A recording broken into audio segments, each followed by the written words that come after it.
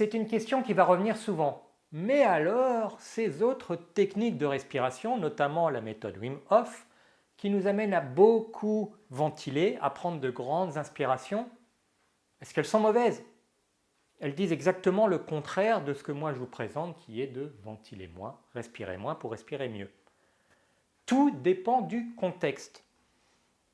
J'ai déjà présenté quelques vidéos sur le sujet, je me contenterai de rappeler dans quelles conditions Wim Hof pratique l'hyperventilation.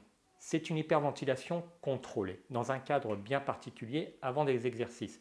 Ce n'est pas une hyperventilation chronique qui est permanente. Ce qui m'amène cependant à conseiller d'aller pratiquer des exercices tels que la méthode Wim Hof que lorsqu'on a déjà assuré que l'on avait une respiration fonctionnelle, avec un bon niveau, le bon signal de respiration, donc une bonne normalisation du niveau de CO2 dans le sang en temps normal, lorsqu'on est en mode parasympathique, lorsqu'on en est au calme. Donc, une fois que cela est bien arrangé, alors dans certains cadres bien particuliers, qui sont bien expliqués par les instructeurs Wim Hof, nous pouvons aller pratiquer une hyperventilation contrôlée. L'hyperventilation, elle doit être contrôlée et donc je la déconseille fortement à toute personne qui n'a pas déjà atteint un bon niveau fonctionnel de respiration. Oubliez ces méthodes-là tant que vous n'avez pas assuré une bonne base. C'est la même chose, vous n'iriez pas pratiquer des sprints si vous n'avez déjà pas posé une bonne base d'endurance. Mais la respiration, c'est exactement la même chose. Pour aller faire des sprints, pour aller faire de l'hyperventilation contrôlée, il faut déjà avoir assuré une bonne base, avoir une respiration fonctionnelle.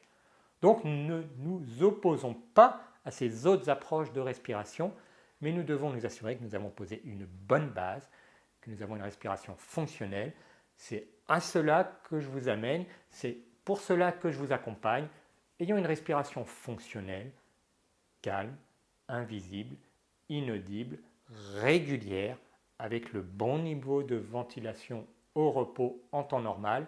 Et lorsque nous aurons posé cette base-là, eh bien là, il sera le temps d'aller se poser la question de quels autres types d'exercices nous pouvons aller faire.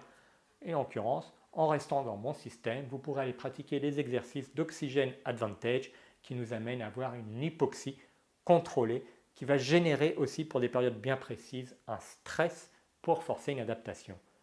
Mais pour cela, encore une fois, il faut avoir posé les bases. Donc oublions l'hyperventilation, qu'elle soit contrôlée, qu'elle ne soit pas contrôlée, qu'elle soit chronique ou ponctuelle, tant que nous n'avons pas assuré que nous avons déjà une bonne respiration fonctionnelle.